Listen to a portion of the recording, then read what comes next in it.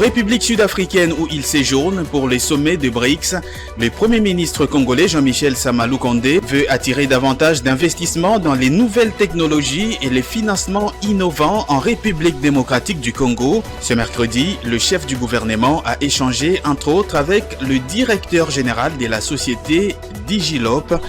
Les détails à suivre dès le début de cette édition du journal. Et puis dans le secteur minier, le concentré de cuivre produit dans la mine de Kamoa-Kakula dans la région du Lualaba pourrait désormais être évacué de la République démocratique du Congo par l'Angola.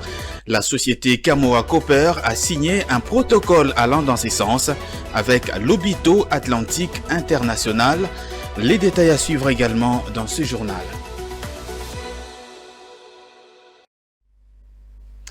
Voilà tout pour les titres de cette édition du journal. Bienvenue à toutes et à tous. Je l'ai annoncé dans le sommaire. En marge du 15e sommet des BRICS, le Premier ministre congolais Jean-Michel Sama Lukonde a scruté ce mercredi 23 août 2023 avec le Premier ministre honoraire haïtien et le directeur général de la société Digilop les possibilités d'investissement dans les nouvelles technologies et les financements innovants en République démocratique du Congo. Le chef de l'exécutif congolais l'a dit dans la restitution de son séjour en Afrique du Sud. On l'écoute. Son Excellence, Monsieur le Président de la République, M. Félix Antoine Tshisekedi Tshilombo, a bien voulu nous mandater pour le représenter ici au sommet du BRICS, après une invitation formelle qui a été adressée à la République démocratique du Congo. Et donc, comme pays invité, nous avons voulu venir représenter par moi-même, sous mandat du président de la République, mais aussi avec les ministres sectoriels avec lesquels nous faisons le suivi sur ces questions économiques, notamment le ministère des Affaires étrangères, mais aussi le ministère des Finances ainsi que le ministère de l'Industrie. Alors à cette occasion, nous avons pensé que ce serait faire œuvre utile de faire un stop au niveau de notre ambassade ici en République sud-africaine. Cette représentation avec non seulement monsieur l'ambassadeur qui nous a accueillis, mais aussi toute l'équipe. C'était l'occasion un peu de passer en revue, d'abord du point de vue bilatéral, ce que nous avons comme entente avec l'Afrique du Sud et peut-être des points qui devraient être soulevés au niveau du gouvernement, poursuivis, mais aussi avoir l'occasion, pendant que nous sommes ici en terre de la République démocratique du Congo, d'avoir une audience qui nous avait été demandée par la République d'Haïti. Et par la suite, nous, c'est toujours bien, dans le travail que nous faisons à côté du ministère des Affaires étrangères, de nous assurer en tout cas du suivi de nos représentations. Et après s'être entretenu avec le chef du gouvernement congolais, le directeur général de la société haïtienne Digilop, Sivuile Makonko, s'est en tout cas dit très satisfait de leur échange, des échanges axés entre autres sur la technologie et le financement innovant. Le patron de cette société a également exprimé sa volonté d'accompagner le gouvernement congolais dans le domaine de la souveraineté financière. On l'écoute dans ses propos. C'était un grand plaisir de rencontrer son Excellence le Premier ministre pour une rencontre d'amitié de travail. Nous avons pu explorer différents points, parmi lesquels les technologies de pointe pour le financement innovant, pour la souveraineté financière de l'Afrique. Et nous avons pu quand même échanger sur les différentes opportunités que présente le marché congolais, qui est un énorme marché à travers le monde. Et un marché aussi qui progresse. Et nous avons pu constater des progrès du gouvernement et aussi en domaine technologique. Donc ça a été une réunion principalement axée sur la technologie et sur le financement innovant. Bon, on souhaite que ça, c'est une prise de contact. Donc là, nous allons rester en contact et nous allons échanger pour que le Congo puisse bénéficier de cette technologie de pointe et surtout dans le domaine de la souveraineté financière et du financement innovant. Parce qu'il est temps que nos pays, que les pays d'Afrique, les pays en voie de développement, que nos pays aient leurs propres moyens de financer leur développement.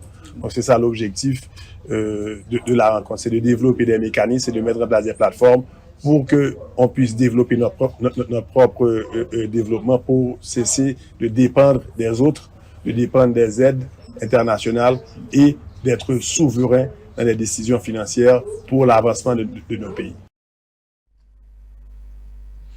Dans le reste de l'actualité, mardi dans la soirée, le président de la République Félix-Antoine Tshisekedi a eu un échange justement avec une délégation du Congrès américain, une délégation conduite par le républicain John James et la démocrate Sarah Jacobs, tous deux membres de la Commission des Affaires étrangères de la Chambre américaine des représentants.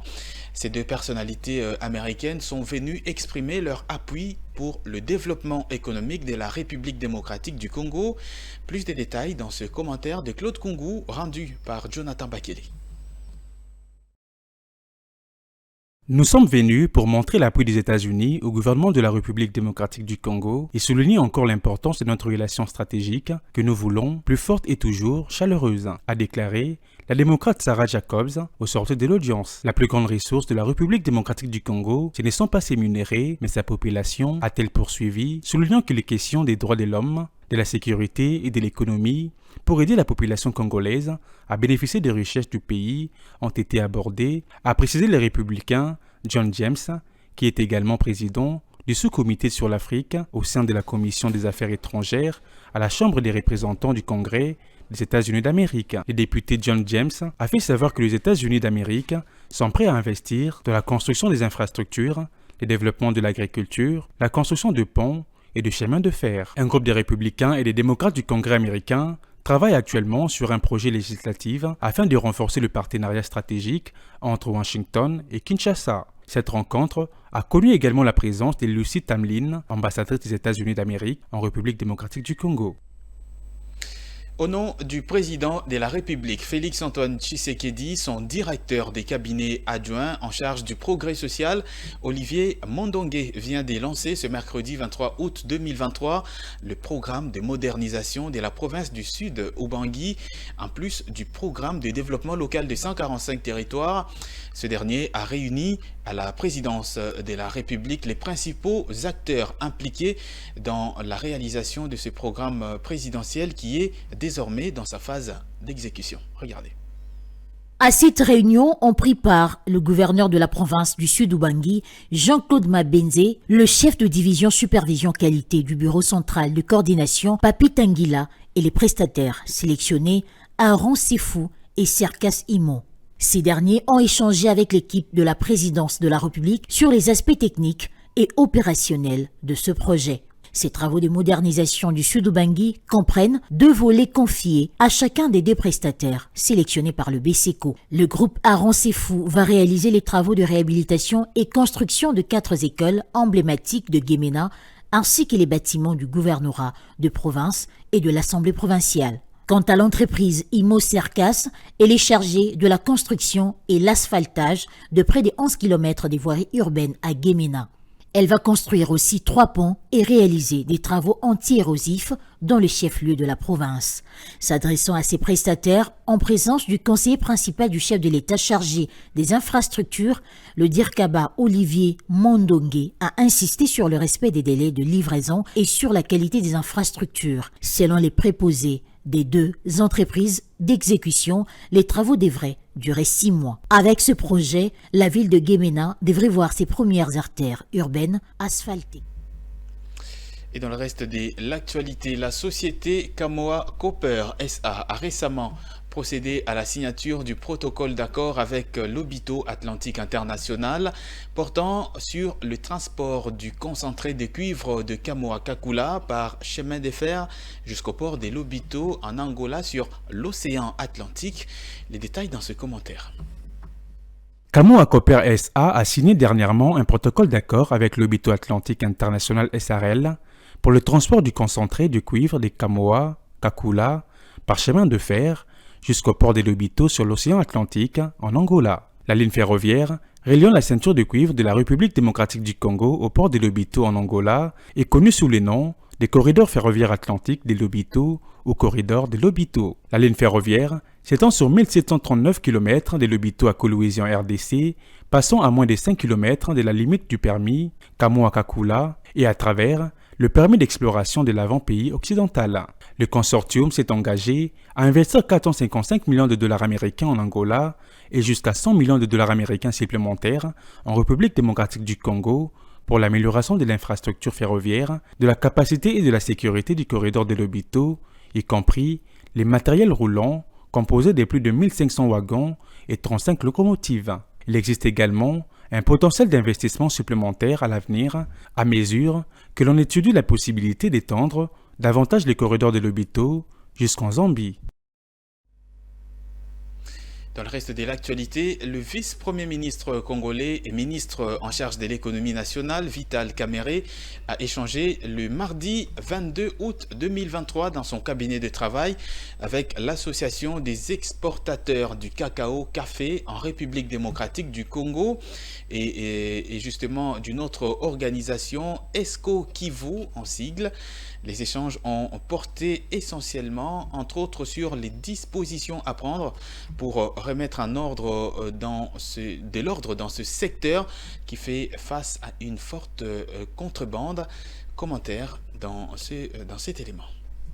Reçu par le vice-premier ministre en charge de l'économie nationale, ces associations des exportateurs ont sollicité l'implication de ces derniers dans la lutte contre les exportations illicites et la contrebande du cacao, de pratiques abjectes qui font perdre à l'État congolais plusieurs millions de dollars américains. Pourtant, les exportations revêtent une importance capitale, d'autant plus qu'elles constituent un outil capable de faciliter l'importation des devises étrangères en République démocratique du Congo, mais aussi un levier fondamental de la croissance économique.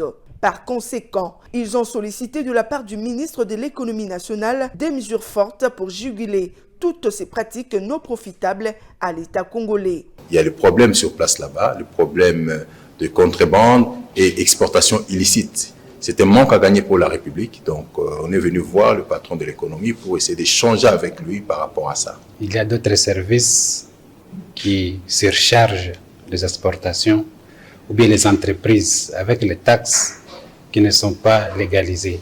Et ça fait une charge de surplus aux sociétés. Et c'est ça aussi une lutte que nous menons pour que le gouvernement puisse aider à balayer ces taxes-là, pour que les exportations et les services des exportations puissent payer les taxes qui sont légales. Face à cela, ces délégations ont notamment présenté comme piste de solution la suspension de l'exportation de fèves de cacao vers le pays voisin. Prenant en compte toutes leurs préoccupations, Vital Kamerhe leur a demandé de lui faire des propositions concrètes avant d'éventuelles mesures fortes pour stopper définitivement ces exportations illicites. Le directeur général de la DGRK, Eddy Fumu-Poko, s'est entretenu ce mercredi 23 août 2023 avec le commissaire provincial de la police ville de Kinshasa. Objectif, solliciter l'accompagnement de la PNC lors du lancement de la campagne de recouvrement forcé de la vignette prévue pour le 8 septembre prochain. Le DG de la Direction générale des recettes de Kinshasa s'est dit rassuré des échanges qu'il a eus avec le numéro 1 de la police dans la ville. Dans ce propos recueilli pour vous par Juvette Mbelou et Jires Loutete. L'entretien que nous venons d'avoir tout à l'heure avec le commissaire provincial de la ville de Kinshasa, c'était d'abord de lui présenter nos civilités.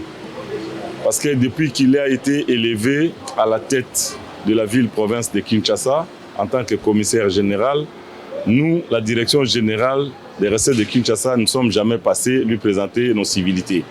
Voilà pourquoi nous sommes passés ces jours, d'abord pour lui présenter nos civilités et ensuite lui donner l'information selon laquelle nous, la Direction générale des recettes, en tant que service mobilisateur des recettes, nous avons lancé une campagne de la vente des vignettes depuis il y a 2 mois en arrière. Et nous comptons envisager une campagne de recouvrement forcé dans les jours qui viennent, c'est-à-dire au mois de septembre. Voilà pourquoi lui, en tant que responsable numéro 1 de la police, devrait être mis au parfum pour qu'il ne soit pas surpris de ce que nous allons faire et aussi solliciter son implication ou son accompagnement dans ce que nous allons faire en ce qui concerne les recouvrements forcés. Et avec lui, nous avons eu un échange assez fructueux. Il nous a encouragés et il nous a rassuré que la police est là pour nous accompagner en ce que nous allons faire dans les jours qui viennent. Les usagers de la route doivent comprendre une chose, c'est que l'État n'a pas une source de revenus autre que la collecte des impôts et des taxes. Donc chacun de nous doit savoir qu'il a l'obligation de pouvoir payer régulièrement ses impôts et ses taxes. C'est pour faciliter la collaboration entre la DGRAD et l'ASES afin d'assurer l'encadrement des recettes non fiscales de l'État congolais mobilisées à travers l'Agence des zones économiques spéciales que les deux institutions, à travers le directeur général Jean-Lucien Bonyemé pour la première et Ogi Bokonda pour la seconde, ont procédé à la signature d'un protocole d'accord vendredi 18 août dernier. La cérémonie a eu lieu au Centre d'études pour l'action sociale à Kinshasa. Betty Tamfomon et Joe Manana pour les détails.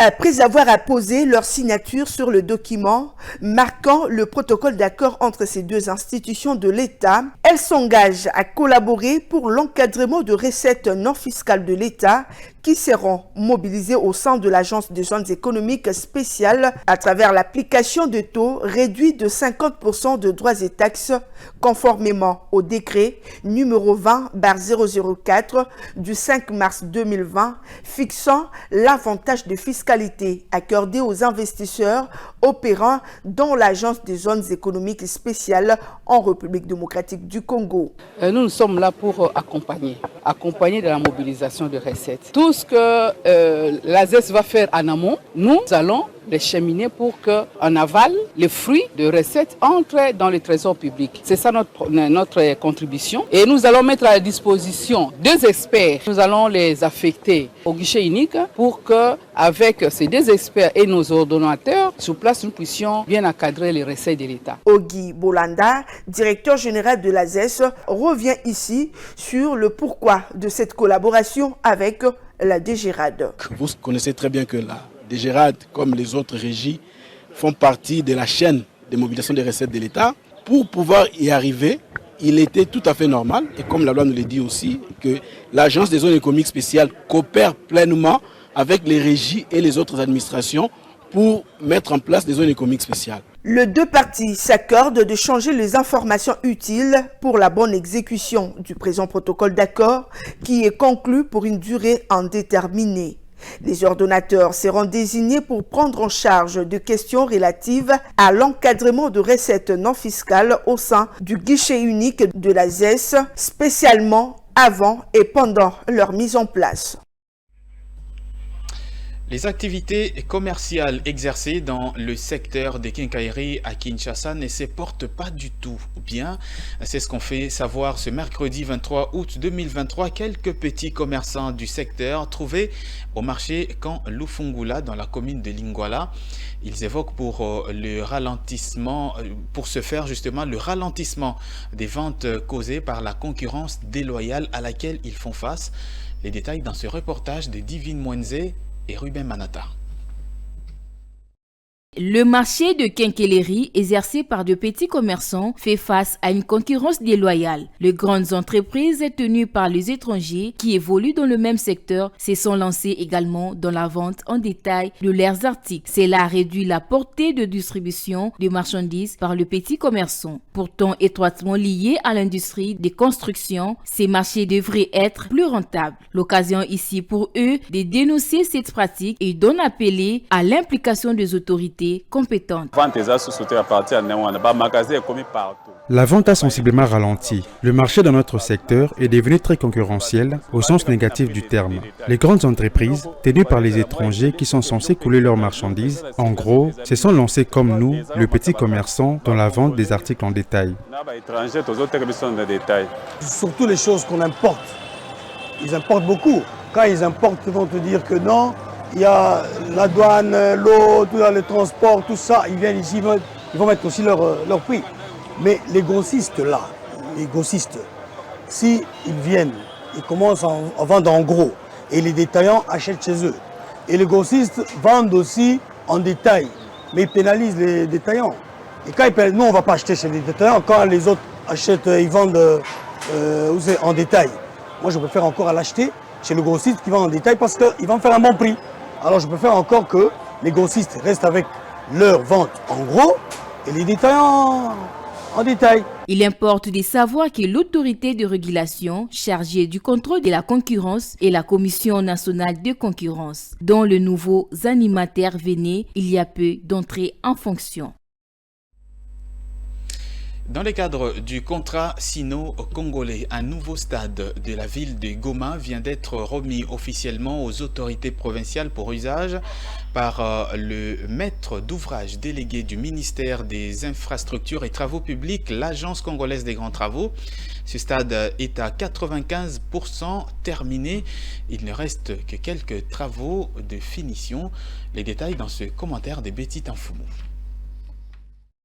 Construit par l'entreprise chinoise Sino-Hydro 2 sur financement du programme sino-congolais d'une hauteur de 10 000 $ américains, ce stade a une capacité de 10 000 places assises. La cérémonie de remise s'est déroulée en présence des autorités de la province et de la ville. Il a été constaté notamment la présence d'une frange de représentants de la population bénéficiaire. C'est le directeur général de l'agence congolaise de grands travaux, Jean-Claude Mitombwe, qui a symboliquement remis les clés de l'ouvrage au gouverneur militaire, le lieutenant général Constant Ndima. Il revient ici sur le processus. L'année passée, il y a eu la réception technique et provisoire, et au mois de mars, il y a eu la réception définitive de ce même stade concernant la première phase. L'objet de notre visite ici était pour officiellement remettre les clés de ce stade que vous voyez ici dans le quartier du Lac Vert à son excellence, monsieur le gouverneur du Nord Kivu. Désormais, le stade est ouvert aux différentes rencontres de football. Déjà, un match de football test de 15 minutes a été livré entre le football club Niragongo et le football club Étoile. Signalons par ailleurs que les ingénieurs de grands travaux sont déjà à pied d'œuvre pour la collecte des données en vue de la réalisation de la deuxième phase du projet qui concernera cette fois l'alimentation en électricité, le parking, la construction d'un mur, des clôtures ainsi que l'aménagement d'une voie d'accès. La revue de presse, c'est tout de suite et maintenant avec Jonathan Bakili.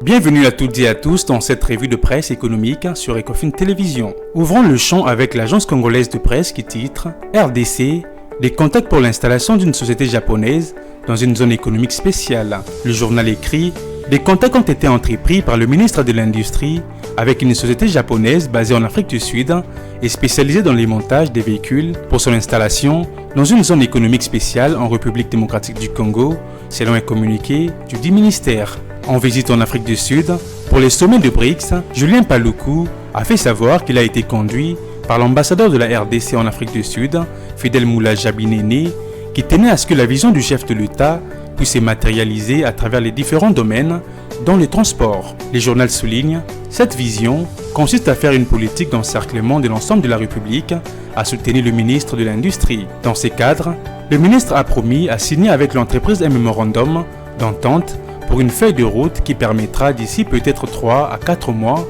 à mettre en œuvre le projet. Il a à cet effet proposé des modèles, des zones économiques spéciales à cette société pour lui permettre d'accéder à tous les avantages liés à l'importation de matières premières. Poursuivons cette revue de presse avec Africa News qui titre sa 10e page, Bertin Moudimu et Alberto Petrangeli réaffirment le partenariat entre le FPI et l'ambassade italienne. Le journal note, dans une démarche visant à dynamiser les relations bilatérales entre l'Italie et la RD Congo, l'ambassadeur italien en RDC, Alberto Petrangeli, s'est entretenu avec le directeur général du Fonds de promotion de l'industrie, Bertin Moudimou, le mardi 22 août 2023. L'objectif de la rencontre, réaffirmer le partenariat entre le FPI et l'ambassade italienne dans les secteurs de l'agro-industrie et de sa formation de jeunes entrepreneurs considérés comme cruciaux pour la croissance économique du pays. Durant ces échanges, le directeur général du FPI, Bertin Moudimou, accompagné de son adjoint, a exposé à l'ambassadeur italien le détail pratique pour la revitalisation de ces partenariats qui a déjà porté ses fruits. Le confrère poursuit, pour sa part, Alberto Pristrangeli a exprimé son enthousiasme quant à cette coopération entre l'ambassade, l'Italie et le FPI. Il a particulièrement évoqué les projets de montage des unités modulaires de transformation en utilisant l'expertise de Self Globe. Terminons cette revue de presse avec le groupe L'Avenir qui titre sa 8e page « Une valeur ajoutée aux recettes des bailleurs et commerçants ». Le journal écrit « C'est dans les soucis de rendre fluide la circulation de la population urbaine et de permettre aux marchands de bien tourner leurs affaires que le gouvernement congolais s'est engagé dans le travaux infrastructurel. Le travaux de réhabilitation de l'avenue Kikwit, avec sa longueur d'environ 3,5 km, est une valeur ajoutée aux recettes des bailleurs et des marchands établis aux abords de la route, partant de la deuxième porte de la foire internationale de Kinshasa, Fikin en sigle, de la commune de Lemba, jusqu'à sa jonction avec l'avenue de l'université. Cette avenue réhabilitée traverse 5 communes dont Lemba, Ngaba, Limete et Makala, ainsi que Kalamu. La construction de cette avenue facilitera les échanges commerciaux intercommunaux pour un désengorgement des boulevards Lumumba, de l'avenue Kianza et Université. Fin de cette revue de presse économique, mesdames et messieurs, merci de l'avoir suivi.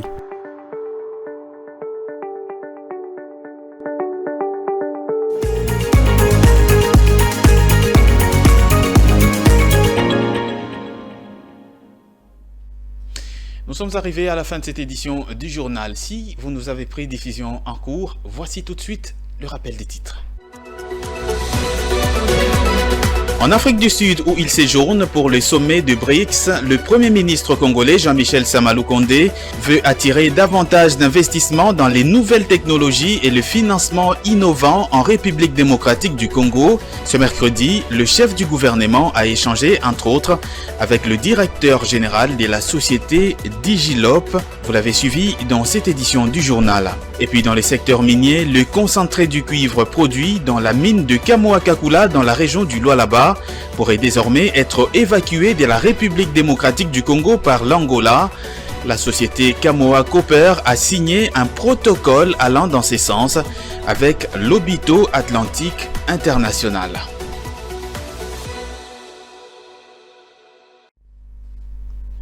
Fin complète de cette édition du journal sur votre télévision. Merci à toutes et à tous de l'avoir suivi. Retrouvez-nous également sur nos différentes plateformes sur les réseaux sociaux. D'ici là, portez-vous bien. Je vous souhaite une excellente suite des programmes sur nos antennes.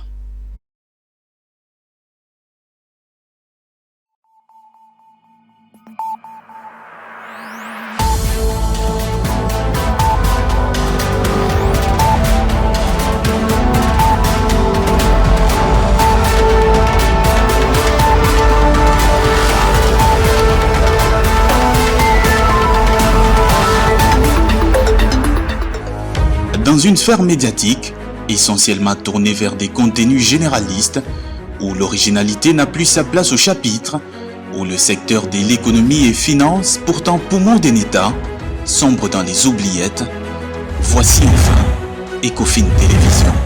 Économie et finance télévision, votre chaîne thématique essentiellement économique, vous offre un contenu original. Nous traitons des questions monétaires, commerciales, énergétiques, minières, pétrolières et environnementales. Notre créneau, vous proposer des informations, des analyses, des perspectives et prévisions économiques.